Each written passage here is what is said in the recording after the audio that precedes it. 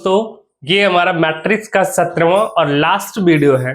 पिछले वीडियो में यानी कि 16वां वीडियो में आप लोग को सिस्टम ऑफ लीनियर इक्वेशन बताया था, उसी से रिलेटेड आज हम लोग कुछ एग्जांपल्स देखेंगे और मैट्रिक्स को पूरी तरह से आज समाप्त करेंगे, है ना। तो चलिए देखते हैं फर्स्ट क्वेश्चन क्या कह रहा है। The following system of equations, ये 3 इक्वेशंस दिया हुआ है, लीनियर फॉर्म में है, बिल्कुल है। तो बोल रहा है ये कौन सा सॉल्यूशन होगा। तो आपको मैंने बताया था दो टाइप का सिस्टम, एक या तो कंसिस्टेंट होगा, एक नॉन कंसिस्टेंट। एक ऊपर से बताया था आपको होमोजीनियस है या नॉन होमोजीनियस है।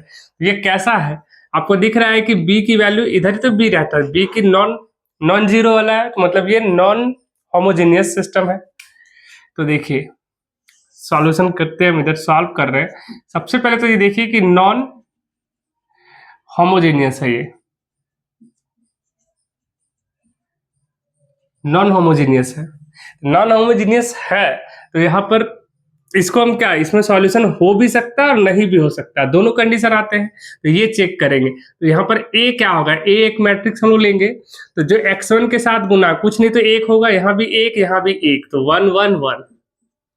यहाँ पर है 1 और देखिए x2 की जगह कुछ नहीं तो हम 0 लेंगे और x3 है -1, इधर है 1 -1 1 -1 और 1।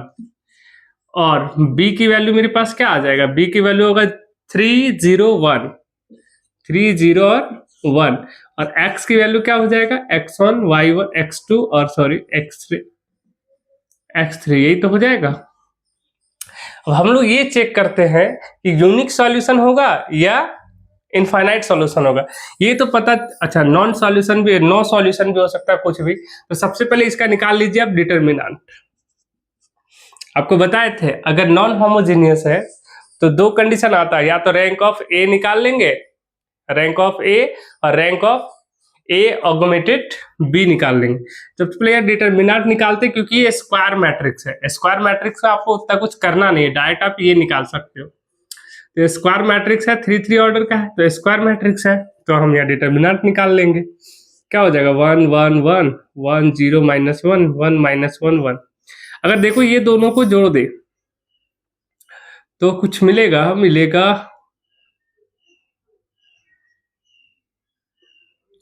चलो कोई बात नहीं, हम सॉल्व कर रहे। देखिए R1 से चलिए R1 -R2 कर दीजिए, कुछ नहीं चल करना। R1 से चलिए R1 -R2 करो, तो R1 में से R3 कर लीजिए, R3 करो तो क्या हो जाएगा, एक में से एक गया 0, एक में से -1 गया 2, एक में से एक गया 0, आया 1 0 -1, हम 1 -1 1। चलिए इसको सॉल्व करिए, क्या आएगा।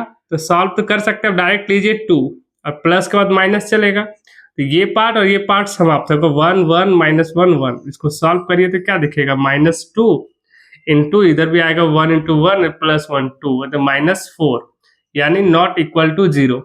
अगर ये 0 के बराबर नहीं हुआ इसका मतलब यहाँ पर सॉल्यूशन निकलेगा, है ना। अगर 0 के determinant of a equal to क्या होगा, नॉट इक्वल टू 0, मतलब a इनवर्स यहाँ पर संभव है। a इनवर्स संभव है तो या तो हमारा यहाँ पर यूनिक सॉल्यूशन हो जाएगा या इनफाइनाइट सॉल्यूशन होगा। नो सॉल्यूशन का तो कोई बात ही नहीं है, नो सॉल्यूशन का तो बात ही नहीं है ना।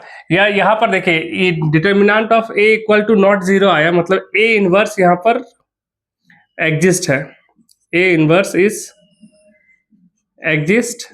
और a इनवर्स यदि एग्जिस्ट हो जाता है तो 100% चांसेस है। अच्छा एक काम और कर सकते हैं, ए बी इक्वल टू 0 कर ले, या यहां से भी दिख रहा है कि ये a इक्वल टू नॉट 0, तो यहां दिख रहा है मेरा क्या, यूनिक सॉल्यूशन। या और तरीका है, कर सकते, बिल्कुल कर सकते हैं। ऐसे आप जांच नहीं सकते इसके तरह से कि एग्जिस्ट है। तो दो चीजें कंडीशन हो सकता है, एक ऑप्शन ए देखिए, एक तो हो सकता है मेरे पास नो सॉल्यूशन, सॉरी नो बोलते हैं हम भी, यूनिक सॉल्यूशन हो सकता है, और दूसरा क्या हो सकता है, इनफाइनाइट सॉल्यूशन। अब सीखिए, सीखने के लिए आए, अब सीखिए। आप इतना बात तब कर सकते हो ना कि determinant of a equal to not 0 आया तो ये आ गया। अब हमको चेक करना है कि चेक ये करना है कि यूनिक होगा या इनफाइनाइट होगा। तो इसके लिए क्या चाहिए आपको, तो रैंक ऑफ a और आपको चाहिए rank of a augmented b। ये दोनों चीजें चाहिए। अगर ये दोनों इक्वल हो जाए, ये दोनों इक्वल हो जाए और ये इसका दोनों का रैंक अगर इसके कॉलम के बराबर आ जाए तो यूनिक है, और कॉलम से छोटा आ जाए तो हो जाएगा इनफाइनाइट। तो देखिए रैंक ऑफ ए, और रैंक ऑफ ए निकालना तो इसको पहले आपको एक्लॉन फॉर्म में बदलना पड़ेगा। तो ए बराबर दे रखा आपको 1 1 1 1 0 -1 1 -1 1। तो एक्लॉन फॉर्म में इसे चेंज करिए सबसे पहले, है ना। एक्लॉन डायरेक्ट करते ए बाई बी, ये निकालिए, दोनों साथ में निकल जाएगा। Rank of A by B निकाल लेंगे, तो एक्लॉन फॉर्म निकाल लीजिए A by B. A by B क्या हो जाएगा, इतना बाई बी का वैल्यू लिखिए, बी का वैल्यू क्या है 301, ये हो जाएगा 301। ये पूरा एक मैट्रिक्स है, एक मैट्रिक्स ए है ऑब्लिक एक मैट्रिक्स, ये देखेंगे इसको मिला दिए तो ये पूरा एक मैट्रिक्स होगा, ये सिंगल मैट्रिक्स है ए मेरा। चलिए एक्लॉन फॉर्म में लाने के लिए सबसे ज्यादा जीरो वाली संख्या को हम नीचे लिखते हैं, है ना। तो सबसे ज्यादा जीरो कैसे ला सकते हैं, अगर हम R3 से चलते हैं, जैसे सिरे R2 चलते हैं, हम R2 से चलते हैं और हम कर लेते हैं, किसी से तो आ नहीं रहा है पर लाना तो पड़ेगा, किसी कीमत पर लाना पड़ेगा। अगर हम ये दोनों को बदल दें तो बड़ा आसान हो जाएगा। चलिए सबसे पहले R2 और R3 को आपस में बदल देते हैं, R2 और R3 को आपस में बदल देते हैं। तो a by B equal to क्या आ गया 1 1 1, और ये 1 -1 1, R3 चला गया R2 में, R2 आ जाएगा R3 में 1 0 -1। लेकिन फायदा कि एक जीरो, अब इसको जीरो लाना है तो ये बदल जाएगा। देखो इधर दिखेगा, यहां तक दिखता ना, ठीक।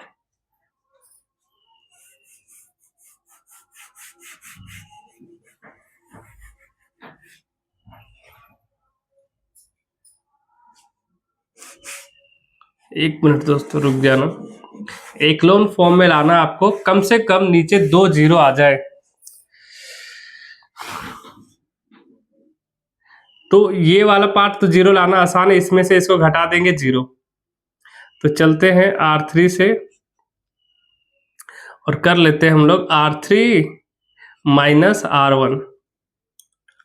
चलिए देखिए क्या आ जाता है, R1 पर तो काम नहीं हो रहा है, 1 0 -1 आ जा रहा है, और ये क्या आ गया, इसमें से ये घट गया जीरो। एक काम और करिए, R2 भी चलिए, R2 से चलिए, R2 -R1 कर लीजिए। चलिए ये से एक में एक गया जीरो, जीरो में एक गया -1, और -1 में -1 गया -2, फिर इसमें एक गया जीरो, -1 में -2, और एक में एक गया जीरो।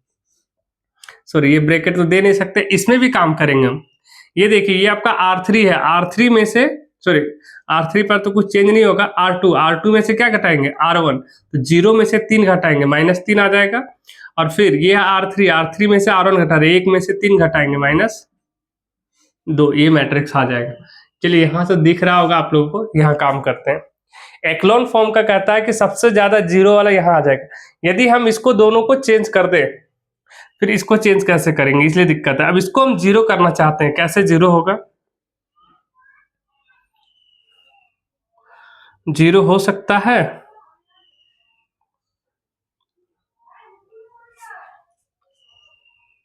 चलो किसी तरह जीरो तो करना पड़ेगा। एक जीरो लाने के लिए मैं R2 है,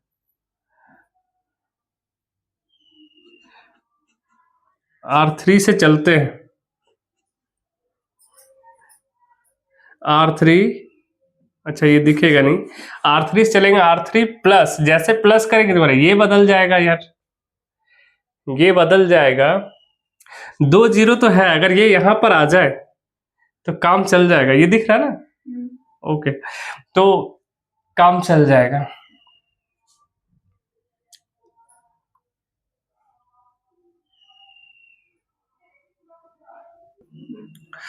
अच्छा एक चीज देखिए, इतना करने की जरूरत नहीं है, मेरे पास determinant of A equal to not zero, तो हमेशा यूनिक सॉल्यूशन होगा, इनफाइनाइट तो होगा ही नहीं। जब भी ए इनवर्स, आपको पिछले बता रहे ए इनवर्स, तो इसका ऑप्शन क्या हो जाएगा, option number A is the correct answer, unique solution. चलिए एक्लोन फॉर्म की आवश्यकता नहीं है, एक्लोन फॉर्म तब चाहिए जब मेरे पास क्या आ जाए, इनफाइनाइट आ जाएगा, तभी हम एक्लोन फॉर्म देखेंगे, एक्लोन फॉर्म नहीं। अगर A inverse is exist then हमेशा और हमेशा हो जाएगा यूनिक सॉल्यूशन, यूनिक सॉल्यूशन हो जाएगा इसका आंसर। देखिए दूसरा क्वेश्चन, देखिए दूसरा क्वेश्चन ये दिया है, ठीक है, बोल रहा है इसमें से क्या है। तो सबसे पहले ये चेक करिए, इधर बी आपको दिख रहा है, बी आपको जीरो नहीं दिख रहा है, बी जीरो नहीं दिख रहा है, नॉन होमोजीनियस। सबसे पहले ये नॉन होमोजीनियस है, आपको बार बार ये इसलिए बता रहे ताकि आप भूले ना, नॉन होमोजीनियस है। नॉन होमोजीनियस है तो 100% दो चांसेस होते हैं, एक कंसिस्टेंट हो सकते हैं, दूसरा इनकंसिस्टेंट हो सकते हैं। क्या होगा मुझे पता नहीं है, ये चेक करना पहले, कंसिस्टेंट है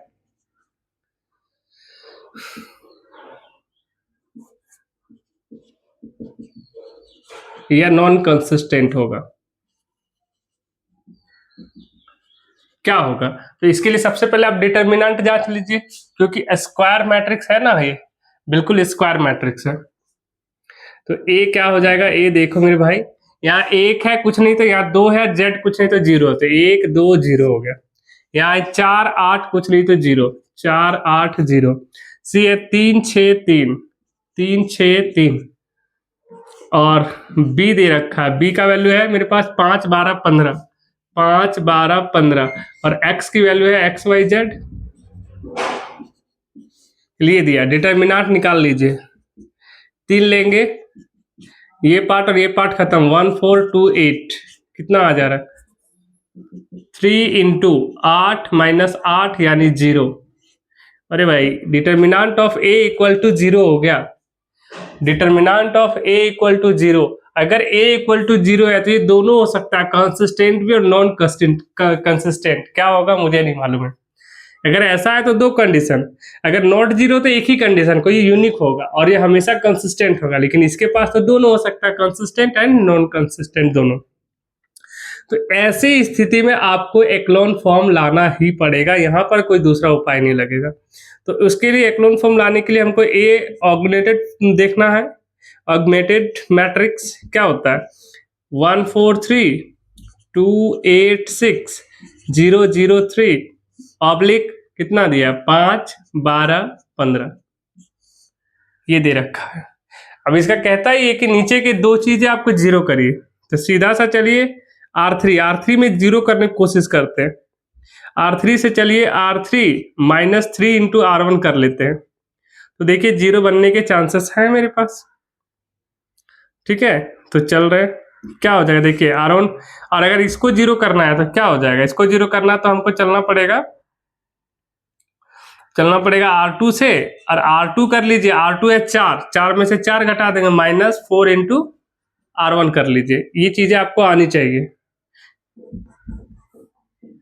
ओके देखिए R1 पर आप काम नहीं कर रहे, 1 2 0, ठीक है, इस पर काम कर रहे, 1 गुना 4, देखो 4 है, R2 का मान 4 माइनस 4 गुना 1 0, R2 का वैल्यू 8, 4 दूनी 8, ये भी हो गया 0, 8, ये दोनों 0 है तो 0 ही हो जाएगा। चलिए इसको वैल्यू पुट करिए, 3 3 में से 3 गया 0, यहाँ देखिए 3 दूनी 6, ये भी 0, ये हो जाएगा 3 का 3, और ये हो गया। यहाँ इसको भी सॉल्व करना है, तो 5 का 5 रहने दीजिए, R2 का वैल्यू 12, ठीक है 12, और ये हो जाएगा 5 चौके 20, मतलब माइनस 8। फिर R3 है 15, और ये 5 या 15 15 15 हो गया 0। अगर इसको हम चेंज करते, ट्रिपल जीरो वाले को नीचे ले आते हैं और 2 जीरो वाले को ऊपर करते हैं, मतलब R2 और R3 को आपस में चेंज कर रहे हैं।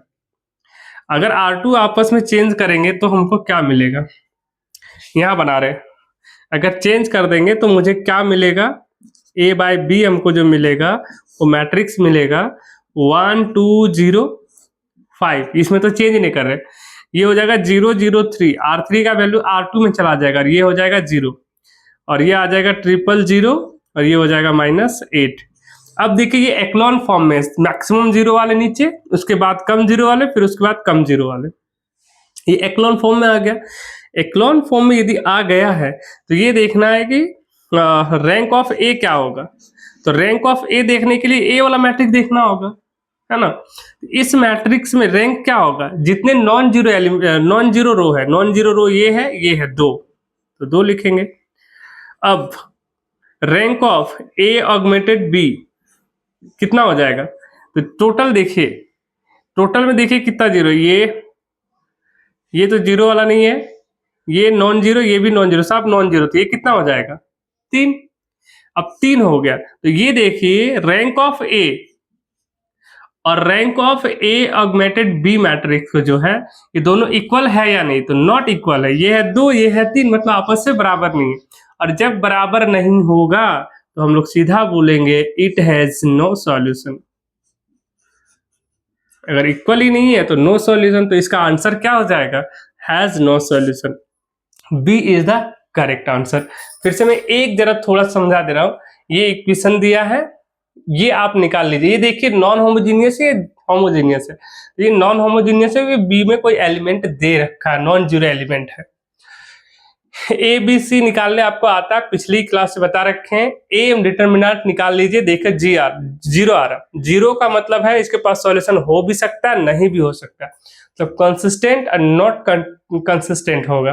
तो ए ऑगमेंटेड बी निकाल लीजिए और कोशिश करिए एक्लॉन फॉर्म, है ना। एक्लॉन फॉर्म आपको बता रखे हैं, एक्लॉन फॉर्म, ये एक्लॉन फॉर्म में बदलना आपको, एक्लॉन फॉर्म में बदलेंगे तभी तो रैंक निकाल पाएंगे। रैंक के बिना आप जांचेंगे कैसे कि ये नो सॉल्यूशन है या इनफाइनाइट सॉल्यूशन है ना। तो ये दो ही ऑप्शन दे सकता है, इसका मतलब ही है या तो नो सॉल्यूशन, इसके पास दो ही मतलब है, नो सॉल्यूशन होगा या इनफाइनाइट सॉल्यूशन, यही दो चीज हो सकती है, कोई बात नहीं। ये हो जाएगा, तो ये हो गया आंसर, ठीक है। इतना चीजें आपको करना ही पड़ेगा, दूसरा कोई रास्ता आपके पास नहीं मिलेगा। चलिए नेक्स्ट देखते हैं, तीसरा नंबर क्वेश्चन। देखिए ये एक मैट्रिक्स दिया, एक्स वाई जेड निकालना है, ठीक है। तो अगर ए एक्स इक्वल टू बी है, बी का वैल्यू दे रखा है, अगर ए एक्स इक्वल टू बी है तो इनवर्स एग्जिस्ट करेगा। यहाँ पर डिटर्मिनेंट ऑफ ए पहले निकाल लीजिए, इनवर्स एग्जिस्ट करेगा नहीं देख लेंगे। तो ए बराबर मैट्रिक्स मान लीजिए आपका दिया 1 1 2 2 3 2 3 4 3। अगर देखिए आप R1 से चलिए और R1 माइनस R3 कर देते हो तो मिलता क्या है मुझे, तो मिलेगा ये, सॉल्व कीजिए तो आएगा दो, एक में से दो गया तो माइनस एक, ये जीरो, ये जीरो, ये एक 3 4 2 2 3, इसलिए करते ताकि मैट्रिक्स आपको आसानी से निकाल सके। तो मैट्रिक्स निकाल लेंगे, दो जीरो हो गया तो माइनस वन लेके चलेंगे, ये और ये समाप्त हो गया, 3 2 4 3। तो इसको सॉल्व कर लीजिए, माइनस वन 9 माइनस 8 मतलब माइनस वन। तो ए इक्वल टू नॉट जीरो, अगर नॉट जीरो है तो ए इनवर्स इज एग्जिस्ट, और अगर ए इनवर्स एग्जिस्ट मतलब यूनिक सॉल्यूशन, यूनिक सॉल्यूशन होगा तो आप ए इनवर्स से निकालिए। दूसरा तरीका भी हो सकता है, पर ए इनवर्स है तो ए इनवर्स निकाल लीजिए। ए इनवर्स बराबर होता क्या है, 1 by determinant of A into adjoint of A, यही तो बता रखे हैं। तो डिटर्मिनेंट ऑफ ए का वैल्यू तो माइनस वन आया, एडजॉइंट आपको पता है A11 A12 A13, तो लिखना नहीं एग्जाम में, आपको तो डायरेक्ट सॉल्व करना है और उतना टाइम नहीं लगेगा, 1 मिनट बहुत है, 1 मिनट इसके लिए। चलिए अब सॉल्व कर लो। A11 निकाल लो, A11 ये और ये समाप्त, 3 3 9 4 दूनी 8, एक आया। A12 ये और ये समाप्त, ये और ये समाप्त, देखिए 3 और ये 4 दूनी 8, -5 और ये माइनस देगा तो +5 हो जाएगा। चलिए 1 3 निकालिए, 1 3 का मतलब ये और ये समाप्त, 2 1 2 3 दूनी 6, -4 आ गया। कुछ डिफिकल्ट नहीं है, डायरेक्ट आप सॉल्व कर लेंगे। 2 1 ये और ये समाप्त, 3 दूनी 6 3 दूनी 6, 0 आया तो सोचना ही नहीं, प्लस माइनस। 2 2 मतलब ये वाला पार्ट ले रहे, ये और ये समाप्त, तो ये 3 और ये 6, -3। चलिए ये वाला पार्ट ले रहे, ये और ये समाप्त, 2 1 2 2 दूनी 4 मतलब -2 और ये माइनस देगा +2। जहां पर आपको दिख रहा है ऑड नंबर वो माइनस देगा, मतलब ये माइनस देगा, ये माइनस देगा, ये माइनस देगा, ये माइनस देगा, है ना। चलिए 3 1 3 1 मतलब ये वाला पार्ट समाप्त, ये समाप्त, 4 दूनी 8 3 दूनी 6 यानी 2, 3 2 ले रहे मतलब ये वाला पार्ट ले रहे, ये और ये समाप्त, 4 एकम 4 में 3 गया 1, ये हो जाएगा -1। 3 3 ले रहे ये और ये समाप्त, 3 में 2 गया 1। अब ये माइनस है, सभी अंदर गुना हो जाएगा, -1 0 -2 -5, जो नेगेटिव है ये पॉजिटिव हो जाएगा, ये पॉजिटिव ये पॉजिटिव, ये -2 -1, खत्म। ए इनवर्स निकल गया, ज्यादा देर लगा भी नहीं, निकल गया। अब डायरेक्ट अब रखिए,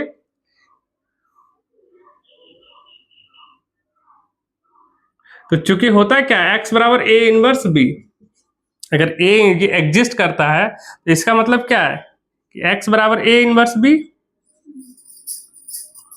x बराबर क्या हो जाएगा ए इनवर्स बी, और a का वैल्यू ये है, b का वैल्यू ये है, x का वैल्यू ये है। चलिए तो ये x y z हो जाएगा, a इनवर्स का वैल्यू रखिए -1 -5 4 0 3 -2 -2 1 -1, b की वैल्यू रखिए 6 8 12 6 8 12। चलिए अब गुना कर देंगे, काम खत्म हो जाएगा। देखिए -6, ये तीनों के साथ फिर है क्या, आखिर ये 3 3 ऑर्डर का है, ये 3 1 ऑर्डर का है, तो इसका कॉलम और इसका रो समाप्त, 3 1 का बनेगा, मतलब 3 रो और 1 कॉलम रहेगा। देखिए -6 ये प्लस -24 -30, क्या हो जाएगा -30। अब ये देखिए 5 6 30 8 3 24 और ये 12, 30 24 12, ये 8 3 24 प्लस 12 24 प्लस 12 कितना हो गया 36, 36 में से 30 चला गया -6, सॉरी प्लस ही आएगा 6 आ जाएगा। चलिए ये करिए 6 चौके 24 और ये हो गया 8 दूनी 16 और ये 12 16 12 28 -28 मतलब 4 आ जाएगा। अरे यार ये तो ऑप्शन ही नहीं दिख रहा है, मतलब x का वैल्यू ये आया, y का वैल्यू ये आया, z का वैल्यू ये आया, मतलब 2 कॉमन ले लेते हैं हम, 2 कॉमन आ जाएगा। ओह माय गॉड, कहाँ मिस्टेक हो गया, 3 3 9 4 दूनी 8 -1, ये बिल्कुल करेक्ट है।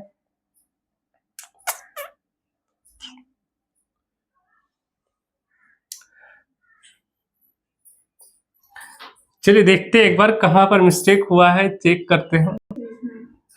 देखिए कहीं ना कहीं मिस्टेक हुआ होगा, तो मिस्टेक देखते हैं क्या हुआ है मिस्टेक, कि ये वाला पार्ट देखो, ये वाला A331, A31 जब लेते हो, A31 मेरा वैल्यू कौन है, ये A31, तो ये और ये समाप्त, 4 दूनी 8 और 3 3 9 -1, 4 दूनी 8 में से 9 गया -1 आएगा यहाँ पर, अरे मिस्टेक हो गया, ये -1 आएगा। 3 2 तो ये और ये समाप्त, 4 एकम 4 3 गया -1, बिल्कुल सही है, ये यही गलत है, ये -1 होगा, तो माइनस माइनस क्या हो जाएगा +1, या क्या हो जाएगा +1, अब +1 हो गया तो वैल्यू देखो ये आएगा -6, ये तो 0 हो गए 12, मतलब आएगा +6, ठीक है। तो 6 6 और -4, अच्छा ये वैल्यू देखिए 6 चौक 24, ये -4, ठीक है, इसको घटाएंगे तो आएगा -4, वही लिखे। तो बताइए x का वैल्यू, इसे rule of equality of matrix बराबर x बराबर 6, y बराबर भी 6 और z बराबर हो जाएगा -4, तो 6 6 -4 मतलब C is the correct answer हो जाएगा, ठीक है। चलिए नेक्स्ट देखते हैं हम लोग, चौथा क्वेश्चन ही हो जाएगा, चौथा क्वेश्चन देखिए। चलिए देखिए एक क्वेश्चन दिया है इस प्रकार का इक्वेशन, और कह रहा है unique solution not have a unique solution, इसके पास यूनिक सॉल्यूशन नहीं है, मतलब determinant of a equal to not 0 नहीं कर सकते, इसका मतलब ये कि determinant of a equal to 0, ये तो है, इसके पास यूनिक सॉल्यूशन नहीं है, और प्लस ये नॉन होमोजेनियस है, इसका मतलब एक ही कंडीशन ये बचता है, determinant of a equal to क्या हो जाएगा 0, k निकालना, तो डिटर्मिनेंट ऑफ a निकालिए 1 1 1 1 2 3, यहाँ पर 1 4 k, यही ना है, बराबर कर लेंगे 0।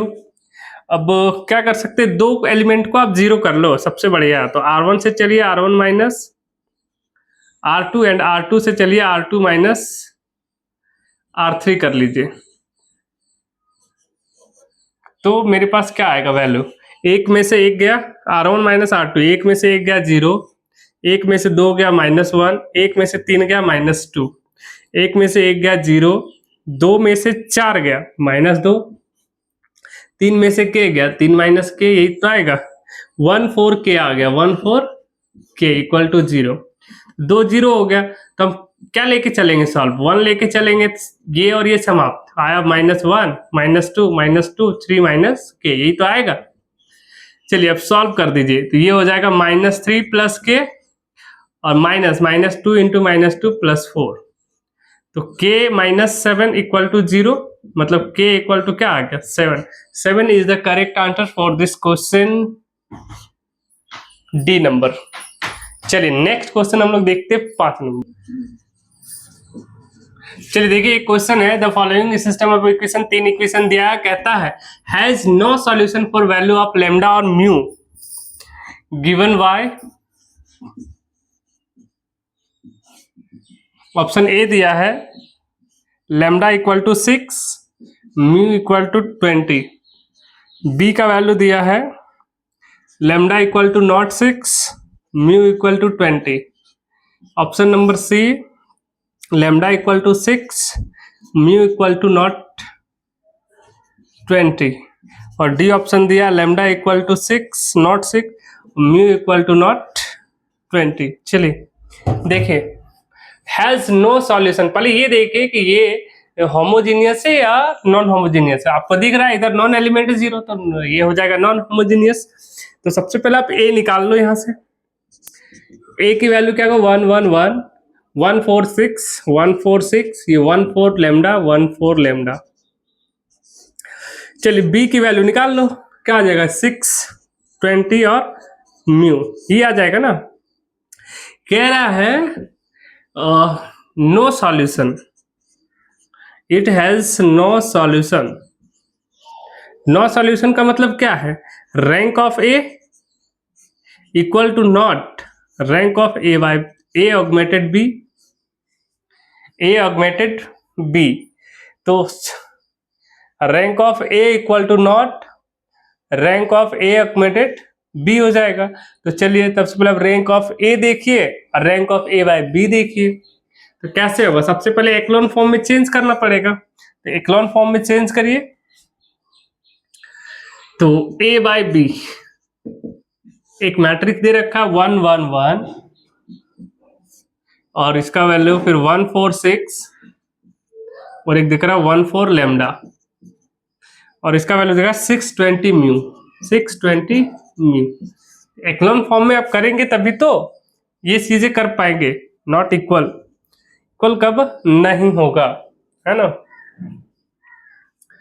चलिए तो निकालते हैं, थोड़ा सा इंक भर ले। क्या करना है, सबसे पहले नीचे वाले पार्ट को आप 0 कर लो, नीचे वाले पार्ट को 0 कर लेंगे, नीचे वाले पार्ट को 2 0 कर लो कैसे भी करके, चलिए हो जाएगा, कोई दिक्कत नहीं। देखिए ना हो तो जाएगा, R1 में से R2 घटा दीजिए, सॉरी R3 में से R1 घटा दीजिए तब भी 0 हो जा रहा है, या सबसे बड़ी तरीका 2 0 तो यहां से दिख रहा है मुझे, R3 से चलिए और R3 माइनस कर लीजिए R2 मेरे भाई, तो हो तो गया 2 0। देखो 1 1 1 है, 1 4 6 है, ये देखो एक में से एक गया 0, 4 में से 4 गया 0 और ये लैम्डा -6 हो जाएगा। चलिए ये 620 उतर जाएगा ऐसे, R3 में से R2 तो म्यू -20 हो जाएगा, यहाँ पर 2 0 हो गया। अब चाहेंगे यहाँ पर 1 0 हो जाए, तो हम ऐसा करते हैं R1 से चलते हैं, सॉरी R2 से चलते हैं, R2 माइनस क्या हो जाएगा R1 कर लेते हैं, तो मेरे पास मिलेगा 1 1 1, ये एक में से एक गया 0, 4 में से एक गया 3, 6 में से एक गया 5 और ये हो गया 0 0 लैम्डा -6। अब देखा R2 में काम करे, R1 में तो काम कर नहीं रहे, R2 में काम कर रहे हैं, 20 में से 6 चला गया 14 और ये म्यू -20। चलिए ये आ गया है ना, यहां से आ गया। अब देखिए जरा, ये एक एक्लोन फॉर्म में आ गया, एक्लोन फॉर्म में आ गया, देन आपका लैम्डा और म्यू का वैल्यू क्या होगा, तो ऐसा क्या, अगर आप क्या करना है, rank of A equal to not rank of A by B, यदि आप यहां पर रैंक ऑफ ए और ये दोनों को इक्वल नहीं लेना है ना। तो लेमडा का मान क्या रखे, अगर लेमडा का मान हम 6 रख दे, अगर लेमडा का वैल्यू क्या रख ले 6 रख सकते हैं, लेमडा का वैल्यू 6 रखे तो ये पूरा हो जाएगा 0। तो रैंक ऑफ ए बराबर क्या हो जाएगा, रैंक ऑफ ए बराबर हो जाएगा 2। तो म्यू का वैल्यू क्या रखना होगा, तो म्यू का वैल्यू आपको नहीं दिख रहा है, चलिए ध्यान से देखिए, इसको हम यहाँ लिख देते हैं। लास्ट क्वेश्चन बता रहे हैं, कंप्लीट हो जाएगा, इसके बाद आपको जरूरत नहीं, इतनी चीजें आप सीख लीजिए, कंप्लीट है। क्या लेमडा का वैल्यू रख दे और यहां पर म्यू की वैल्यू रख दे कि ये एक नो सॉल्यूशन में आ जाए। तो देखिए अगर लेमडा का वैल्यू 6 रखते हैं और म्यू का वैल्यू 20 नहीं रखते, 20 रखेंगे यदि, तो ये भी 0 ये भी 0, दोनों 0 हो जाएगा। तो रैंक ऑफ ए बराबर भी 2 हो जाएगा और rank of A augmented B बराबर भी 2 हो जाएगा। तो दोनों तो इक्वल हो जाएगा, हमको इक्वल नहीं करना है। या तो तब लेमडा का वैल्यू हमको 6 लेना होगा और म्यू का वैल्यू 20 से कम हो जाए, ज्यादा हो जाएगा चलेगा, लेकिन 20 नहीं ले सकते हैं, है ना। अब 20 नहीं ले सकते हैं, कम ज्यादा ले सकते हैं। चलिए तो क्या हो जाएगा, लेमडा का वैल्यू 6 और म्यू का वैल्यू 20, क्या हो जाएगा नॉट 20। तो ऑप्शन हो जाएगा इसका C is the correct answer. Lambda equal to 6 हो गया और omega sorry mu equal to not 20, यही हो गया इसका आंसर। क्या यही कंडीशन बन सकता है ना। एक कंडीशन और क्या बन सकता है कि इसको 20 ले, इसको 0 कर ले, तब भी इक्वल टू नॉट का ही फॉर्म आएगा। और वो भी ऑप्शन दे रखा है, म्यू का वैल्यू 20 लीजिए और लैम्डा इक्वल टू नॉट 6 लीजिए, वो भी दे रखा है।